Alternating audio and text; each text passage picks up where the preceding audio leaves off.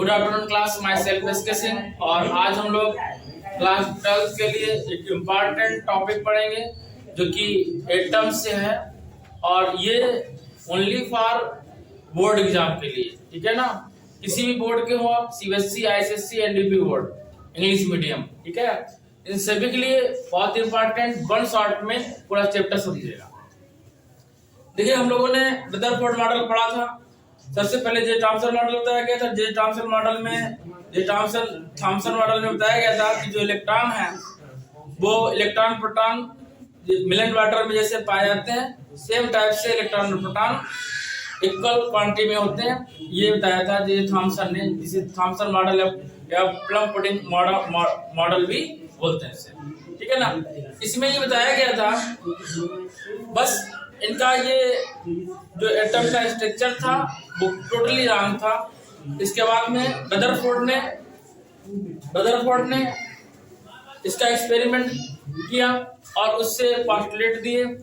तो रदरफोर्ड ने क्या बताया था कि जब अल्फा पार्टिकल गिरे, इंसिडेंट की जाती है गोल्ड फॉइल पे, इस पे गोल्ड फॉइल पे, जब गोल्ड फॉइल पे इसे इंसिडेंट की जाती है तो इसमें हमें ये फाइंड हुआ कि जो एटम्स है, एटम के एक स्मॉल पार्ट होता है इन मिडिल में, जिसे हम लोग न्यूक्लियस बोलते हैं। क्या बोलते हैं?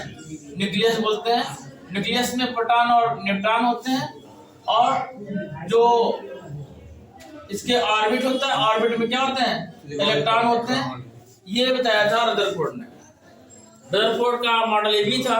उन्होंने बताया था कि जब इलेक्ट्रॉन क्या करता है? रिवॉल्व करता है। इस टाइप से रिवॉल्व करेगा कि इनसाइड आउटसाइड से इनसाइड की ओर रिवॉल्व करेगा, इस टाइप से रिवॉल्व करेगा। और जब रिवॉल्व करते हुए एनर्जी का इमिशन करता है। क्या करता है? एनर्जी का इमिशन करता है, मींस एनर्जी इमिट करता है। और जब एनर्जी इमिट करेगा तो क्या होना चाहिए कि एक टाइम ऐसा आना चाहिए कि एनर्जी पूरी लॉस हो जानी चाहिए, और लॉस होने के बाद में इलेक्ट्रॉन को फॉल हो जाना चाहिए। किसमें? न्यूक्लियस में। कहाँ फॉल हो जाना चाहिए? न्यूक्लियस में। बट ये पॉसिबल नहीं होता है, एक्सपेरिमेंटली देखा गया कि ऐसा नहीं होता है, ठीक है ना। तो इनका जो मॉडल था इसको भी डिनाई कर दिया गया, बट ये कंफर्म किया गया कि जो रदरफोर्ड ने मॉडल दिया था उसका स्ट्रक्चर इसी टाइप का होता है, ठीक है ना। इसके बाद में बोर मॉडल आया, तो हमारा इंपॉर्टेंट है बोर मॉडल, ठीक है ना। बोर का फर्स्ट पोस्टुलेट ये है कि इलेक्ट्रॉन अपने ऑर्बिट में रिवॉल्व करेगा, ठीक है ना। और जब रिवॉल्व करता है तो वो इलेक्ट्रॉन इमिट नहीं करता है। जब रिवॉल्व करेगा तो एनर्जी इमिट नहीं करेगा। इलेक्ट्रॉन क्या नहीं करेगा? एनर्जी इमिट नहीं करेगा, ठीक है ना। जैसा कि रदरफोर्ड ने बताया था कि न्यूक्लियस में प्रोटॉन न्यूट्रॉन होते हैं, तो न्यूक्लियस में प्रोटॉन और न्यूट्रॉन ही होते हैं, ये इन्होंने बताया, ठीक है ना। और प्रोटॉन न्यूट्रॉन को हो सकता है ऑब्जेक्टिव में पूछ ले कि प्रोटॉन न्यूट्रॉन क्या होता है? न्यूक्लियन कहते हैं। प्रोटॉन प्लस न्यूट्रॉन क्या बोलते हैं? न्यूक्लियन। इसको बोलते हैं न्यूक्लियन। दोनों प्रोटॉन और प्लस न्यूट्रॉन को सामूहिक रूप से न्यूक्लियन कहते हैं, और इसको ये इनसाइड का पार्ट है, इसे न्यूक्लियस कहते हैं, ठीक है ना। रदरफोर्ड ने बताया था कि जो टोटल एटम का टोटल वेट होता है वो कहाँ होता है? न्यूक्लियस में होता है, ठीक है। मास कहाँ होता है? मास न्यूक्लियस में होता है। टोटल मास कहाँ होता है? न्यूक्लियस में होता है, ठीक है ना। अब देखिएगा, इसके बाद में सेकेंड पोस्टुलेट था कि कौन सा इलेक्ट्रॉन किस ऑर्बिट में रहेगा, वो कैसे डिसाइड करेंगे, ठीक है ना। वो एंगुलर मोमेंटम के अकॉर्डिंग डिसाइड किया जाता है। कैसे डिसाइड करते हैं? एंगुलर मोमेंटम के अकॉर्डिंग डिसाइड करते हैं। और इन्होंने क्या बताया था, अब यहाँ से हमारा स्टार्ट होगा। अभी हमने आपको एक क्वेश्चन बोला था, क्वेश्चन ये था, इस टाइप था कि बोर मॉडल के पोस्टुलेट के अकॉर्डिंग आपको न्यूक्लियस की ऑर्बिट बतानी है, तो रेडियस क्या बतानी है? न्यूक्लियस की रेडियस बतानी है। According to the Bohr's postulate, find the radius of nth orbit. Radius of nth orbit हमें ये फाइंड करना। nth का मतलब कि n टर्न की, ठीक है ना। अब क्या है, जैसे कोई एटम है, उसमें कई सारे ऑर्बिट है, ठीक है ना। तो अगर nth ऑर्बिट तक कोई जा रहा है तो इस nth ऑर्बिट की रेडियस क्या होगी, हमें ये बोर मॉडल के अकॉर्डिंग बताना है, बोर मॉडल या बोर पोस्टुलेट के अकॉर्डिंग बताना है, ठीक है ना। तो हम लोग यहीं से स्टार्ट करें, कहां से, फर्स्ट पॉइंट स्टार्ट करेंगे। जो एंगुलर मोमेंटम होता है वो क्या होता है, NH/2π, क्या होता है, NH/2π, L equal NH/2π। H क्या है, प्लांक कांस्टेंट है। बेटा बैठ जाओ। तो फर्स्ट पोस्टुलेट था उसमें L इक्वल NH/2π की कोई इलेक्ट्रॉन किस ऑर्बिट में रहेगा वो कौन डिसाइड करेगा, एंगुलर मोमेंटम। L को क्या बोलते हैं, एंगुलर मोमेंटम। ध्यान देंगे कि A क्या है, एंगुलर मोमेंटम, एंगुलर मोमेंटम। और एंगुलर मोमेंटम बेसिकली होता क्या है, बेसिक एंगुलर मोमेंटम होता है L equal P into R। P क्या है, मोमेंटम, P क्या है, मोमेंटम, R क्या है, रेडियस। L इक्वल P की वैल्यू होती है mb, क्या होती है, mbr। तो एंगुलर मोमेंटम क्या हो गया, mbr। और mbr की वैल्यू क्या है, NH/2π। This is the second postulate of Rutherford model, ठीक है ना। Postulate means law, second law of Rutherford model. ये बहुत इंपॉर्टेंट है, इससे हम लोग इक्वेशन नंबर फर्स्ट सपोज करेंगे, ठीक है ना।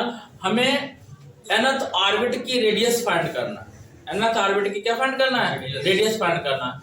रेडियस फाइंड करने के लिए कोई भी सर्किल हो, ये सर्किल ले लिया, कोई पार्टिकल जैसे अर्थ रिवॉल्व करते around the sun, earth revolve करते अराउंड द सन या मून रिवॉल्व करते अराउंड द अर्थ। तो इस पे जब रिवॉल्व करती है या इलेक्ट्रॉन रिवॉल्व करता है अराउंड द ऑर्बिट, तो इलेक्ट्रॉन न्यूक्लियस में फॉल क्यों नहीं होता है भाई, दिखेगा ये न्यूक्लियस है और न्यूक्लियस में प्रोटॉन न्यूट्रॉन है और ये आपकी ऑर्बिट है, ऑर्बिट में रिवॉल्व कर रहा है इलेक्ट्रॉन, आपका क्या रिवॉल्व कर रहा है, इलेक्ट्रॉन रिवॉल्व कर रहा है। तो ये इलेक्ट्रॉन पे कैसा चार्ज होता है, नेगेटिव चार्ज होता है, प्रोटॉन कैसा चार्ज होता है, पॉजिटिव चार्ज होता है। और आप लोगों ने पढ़ा है कि इलेक्ट्रॉन और प्रोटॉन के बीच में फोर्स प्रोड्यूस होगा, उसे क्या बोलेंगे, अट्रैक्शन फोर्स बोलेंगे। तो जो अट्रैक्ट करेगा कोई चीज तो क्या फाल जानी चाहिए, गिर जानी चाहिए। जब फ्री रूप से रखी हो, जैसे मार्कर है फ्री रूप से, अगर हम इसको छोड़ दें, ठीक है ना, इसको हम छोड़ देंगे तो क्या होगा, ये फाल हो जाएगा। क्यों, क्योंकि अर्थ क्या लगा रही है, अट्रैक्शन फोर्स प्रोड्यूस कर रही है इस पार्टिकल पे। तो ऐसे ही प्रोटॉन पे अट्रैक्शन फोर्स प्रोड्यूस करेगा इलेक्ट्रॉन पे, तो इलेक्ट्रॉन को कहां फॉल हो जाना चाहिए, न्यूक्लियस में। लेकिन फॉल नहीं होता है, क्यों नहीं फॉल होता है, इसलिए फॉल नहीं होता है इस पे दो फोर्स लग रहा है। ऐसे ही होता है कि अर्थ सन में क्यों नहीं फॉल होती, सन बहुत बड़ा है अर्थ की अपेक्षा, ठीक है ना। तो अर्थ को फॉल हो जाना चाहिए सन में, क्योंकि जब कोई पार्टिकल रिवॉल्व करता है, रिवॉल्विंग पार्टिकल में टू टाइप्स के फोर्स होते हैं, एक सेंट्रीपिटल फोर्स होता है और दूसरा सेंट्रीफ्यूगल फोर्स होता है। तो इस पार्टिकल में इलेक्ट्रॉन में दो फोर्स लग रहा है, आउटर साइड कौन सा फोर्स लगता है, सेंट्रीफ्यूगल फोर्स, और इनसाइड कौन सा फोर्स लगेगा, सेंट्रीपिटल फोर्स। कौन सा, सेंट्रीपिटल फोर्स, ऊपर सेंट्रीफ्यूगल फोर्स। और सेंट्रीफ्यूगल फोर्स यहाँ पे इलेक्ट्रॉन है, इलेक्ट्रॉन का मास होगा, इलेक्ट्रॉन की वेलोसिटी है, ठीक है ना। तो सेंट्रीफ्यूगल फोर्स की जो फार्मूला होता है mv²/r, mv²/r। r क्या, रेडियस है, ठीक है ना। और जो सेंट्रीपिटल फोर्स होगा वो कूलॉम फोर्स प्रोड्यूस करेगा। कूलॉम फोर्स क्यों प्रोड्यूस करेगा, क्योंकि इलेक्ट्रॉन है, प्रोटॉन है, और इलेक्ट्रॉन प्रोटॉन के बीच में कूलॉम फोर्स प्रोड्यूस होता है। और कूलॉम फोर्स को ही क्या बोलेंगे, सेंट्रीपिटल फोर्स। और कूलॉम फोर्स था क्या, F = 1/4π ε0 Q1 Q2/r²। यहाँ पे F = 1/4π ε0, Q1 वैल्यू क्या है, ये Q1 यहाँ पे एटॉमिक नंबर Z, और क्या लेंगे, Ze, क्या लेंगे, Ze, ठीक है ना। और क्या लेंगे, Q2 के लिए electron into E/r², Ze into E/r²। अब आप लोग सोच रहे होंगे यहाँ तो प्रोटॉन था, इलेक्ट्रॉन को लिख दिया। देखिएगा जो प्रोटॉन की वैल्यू होती है 1.6 × 10⁻19, वही प्रोटॉन की भी होती है 1.6 × 10⁻19। यदि पॉजिटिव है वैल्यू तो प्रोटॉन है, नेगेटिव है तो इलेक्ट्रॉन है, दोनों की वैल्यू सेम होती है। तो हम अगर इस पे प्लस लिख दें, इस पे माइनस लगाते हैं तो प्रोटॉन इलेक्ट्रॉन हो गया हमारा, ठीक है ना।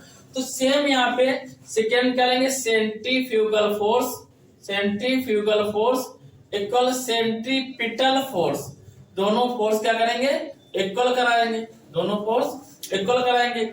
इसकी वैल्यू यहाँ पे कंसीडर करेंगे mv²/r और इसकी वैल्यू यहाँ पे कंसीडर करेंगे, बोलिए क्या, 1/4πε0 ZE²/r²।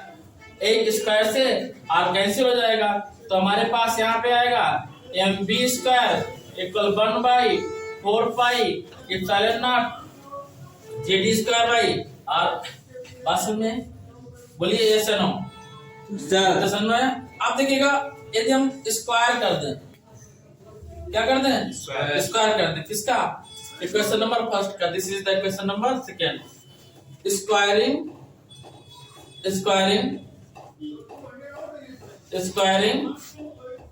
Equation first, then we get क्या, m² b² r², m² b² r² क्या आएगा, ns/2π, n² h²/4π²। स्क्वायर किया ना बच्चा, तो ये पूरा स्क्वायर होगा 4π n² h² 4π²। आएगा कि नहीं आएगा। अब देखिए इसमें हमें क्या करना है एक सेकंड में, कि इधर भी m से मल्टीप्लाई करा दो, इधर भी m से मल्टीप्लाई करा दो। इधर m से मल्टीप्लाई कराएंगे, इस साइड m से मल्टीप्लाई कराएंगे। ये इक्वेशन थर्ड सपोज कर लो, और यहाँ पे इक्वेशन थर्ड, अभी इसको हम लोग ऐसे लिख सकते हैं कि m² b² equal n²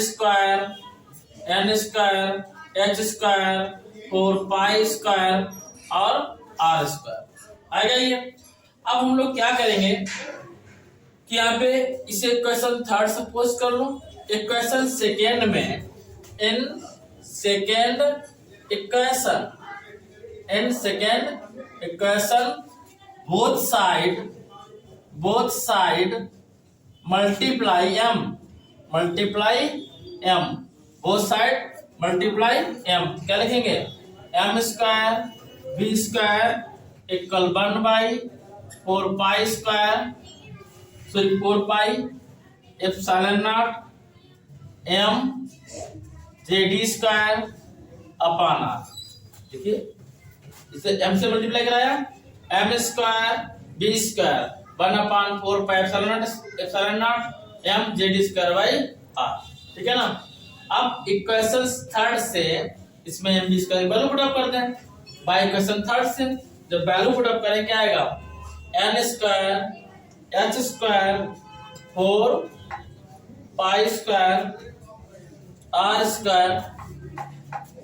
1/4πε0 m ZE²/r।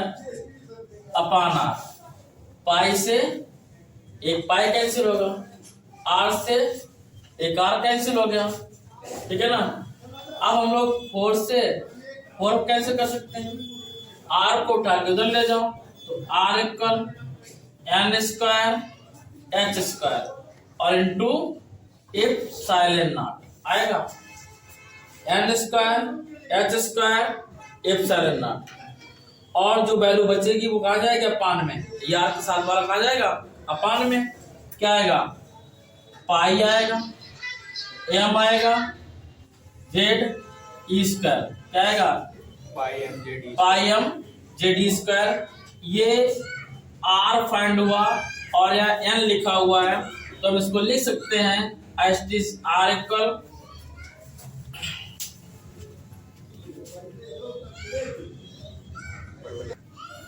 हम लोग लिख सकते हैं इसमें r इक्वल h² ε0 अपान पाई m ZE² इंटू n² तो ये हमारे पास nth ऑर्बिट के लिए रेडियस की वैल्यू आ गई, ठीक है ना, रेडियस ऑफ nth ऑर्बिट। बात समझ में आई? तो नोट करें।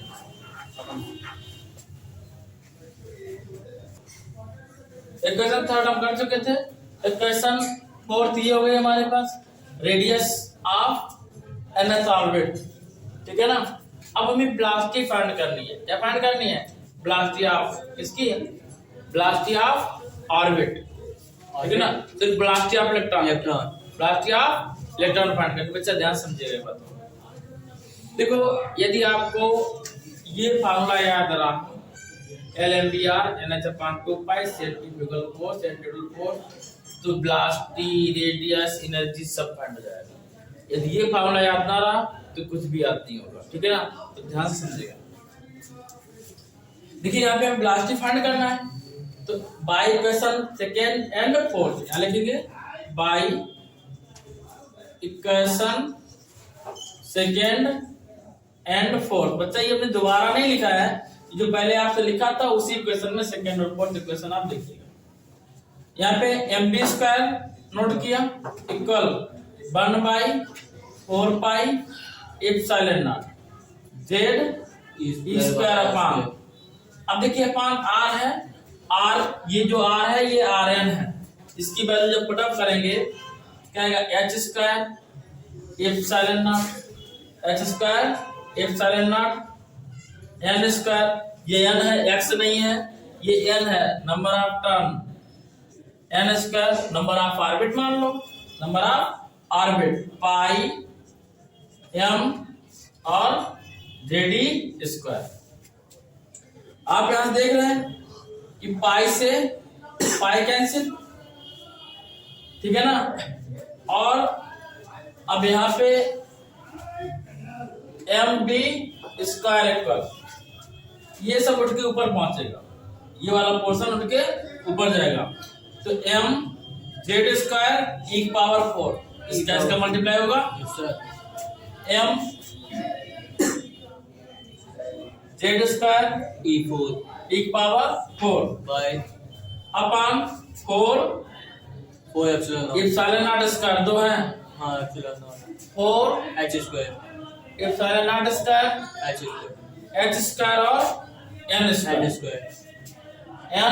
स्क्वायर हमें फाइंड करनी है वेलोसिटी, m से m कैंसिल, तो v square equal z square E power 4 epsilon not square h square n square, तो b इक्वल आएगा z E square z E square 2 epsilon not h n। ये हमारे पास velocity आ गई है, कौन सी, nth, कौन सी, nth वेलोसिटी, वेलोसिटी फाइंड हुई। अब हम लोग आगे बढ़ते हैं। नेक्स्ट हमारा है काइनेटिक एनर्जी। क्या, काइनेटिक एनर्जी। तो काइनेटिक एनर्जी क्या होती है आपको पता है, K equal to half mv square. Kinetic energy equal half mv square, यानी तो Bm kinetic energy half m value put up कर देंगे b स्क्वायर, बच्चा bn नहीं, ये bn ये b स्क्वायर m की, तो क्या z square e power 4 upon 4 epsilon not square h square और n स्क्वायर। तो काइनेटिक एनर्जी कितनी आई, 1/8 m z square e power 4 epsilon not square h square 1/n square. This is the kinetic energy. ये कितना simple है, find करना है kinetic energy, ठीक है ना। अब हमें फाइंड करनी है पोटेंशियल एनर्जी। नेक्स्ट क्या है, पोटेंशियल एनर्जी फाइंड करना है। इसी में पोटेंशियल एनर्जी, तो व्हाट इज पोटेंशियल एनर्जी सबको पता है कि वर्क के इक्वल होता है। वर्क क्या होता है, देखो हम लोग ने पढ़ा था फर्स्ट चैप्टर में इलेक्ट्रिक पोटेंशियल में कि V इक्वल क्या होता है, V का होता है W/Q होता है। तो W इक्वल क्या आएगा V इंटू Q। V क्या होता है 1/4 पाई एप्सिलॉन नॉट Q/R। ठीक है ना, R जगह R लिखना है बस केवल, और सेकेंड Q। ठीक है, आप जानेंगे यहाँ पे W जगह हम लोग लिख सकते हैं पोटेंशियल एनर्जी, और पोटेंशियल एनर्जी को U से रिप्रेजेंट करते हैं 1/4 पाई एप्सिलॉन नॉट Q²। आप ध्यान देंगे Q² जगह हम लोग क्या लिखेंगे ZE into E, ZE into E, ZE into E upon RN value ये रखिए क्या H² epsilon not upon pi m Z E², और ऊपर क्या है n², क्या है n²। तो ZE इंटू E है E² हो जाएगा। तो बच्चा देखिएगा पोटेंशियल एनर्जी फाइंड करने के लिए हमने पहले इलेक्ट्रिक पोटेंशियल और वर्क रिलेशन बताया आपको W/Q। तो W equal to minus B into Q minus B into Q, और W equal 1/4 pi epsilon not T minus आ जाएगा पहले। ठीक है ना, 1/4 पाई B की वैल्यू है, समझा चुके आपको ऑलरेडी। U इक्वल अब यहाँ पे 1/4 पाई एप्सिलॉन नॉट Q की जगह ZE, Q की जगह E, और RN वैल्यू यहाँ से उठा के यहाँ पे पुटअप कर दिया। ठीक है ना, ये RN वैल्यू आ गई। जब इसको सॉल्व करेंगे पाई से पाई कैंसिल होगा, और 4 ये है तो 1/4 लिया, m ऊपर पहुंचेगा m, और ये ZE² और अपॉन ZE², तो Z² एक पावर 4, और क्या H² epsilon not square 1/n²। लेकिन किसमें होगा ये पोटेंशियल एनर्जी माइनस होगी। देखिए this is the kinetic energy, this is the potential energy. Kinetic energy 1/8 होती है और पोटेंशियल एनर्जी 1/4 है, माइनस में। बस इतना ही इसमें डिफरेंस है, अदरवाइज टर्म दोनों के सेम है। देखिएगा हम लोग फाइंड करेंगे टोटल एनर्जी। देखिए हम लोग फाइंड करेंगे टोटल एनर्जी। टोटल एनर्जी होती है potential energy plus kinetic energy. Potential energy क्या है अभी हम लोगों ने फाइंड करके पुटअप कर दिया, और काइनेटिक एनर्जी क्या है यहाँ से उठाया पुटअप कर दिया। जो कॉमन था टोटल को कॉमन ले लिया, इसका 1/4 बचेगा, इसका 1/8 बचेगा। एलसीएम लेंगे -2 + 1/8 आएगा, और जब -2 से +1 लेस करेंगे तो -1/8 आएगा। कंफर्म हो गया। ठीक है ना, ये हमारा टोटल एनर्जी कंफर्म हुआ। ठीक है ना। अब बाइंडिंग एनर्जी क्या होती है, इलेक्ट्रॉन को बांधे रखने के लिए बाहर ना जाए तो उसको क्या बोलते हैं बाइंडिंग एनर्जी। और बाइंडिंग एनर्जी क्या होता है, वैल्यू जो माइनस में किस में जाएगी प्लस में जाएगी, और सब सेम रहेगा। तो बच्चा टोटल एनर्जी में अगर प्लस कर देंगे क्या जाएगा बाइंडिंग एनर्जी। बाइंडिंग एनर्जी होता है जो इलेक्ट्रॉन को बांधे रखता है, इलेक्ट्रॉन को बाहर निकलने तो क्या कहलाएगी बाइंडिंग एनर्जी। और बाइंडिंग एनर्जी किस में आएगी प्लस में आएगी। और Z² को बाहर निकालें, Z²/n², ये पूरे वैल्यू है, इसे रेडबर्ग कांस्टेंट बोलते हैं आप, और इसकी वैल्यू होती है 1.09 × 10⁷। तो बाइंडिंग एनर्जी हमारे पास फाइंड हो गई। तो आज के लिए इतना ही, मिलते हैं नेक्स्ट वीडियो के साथ, तब तक के लिए जय हिंद।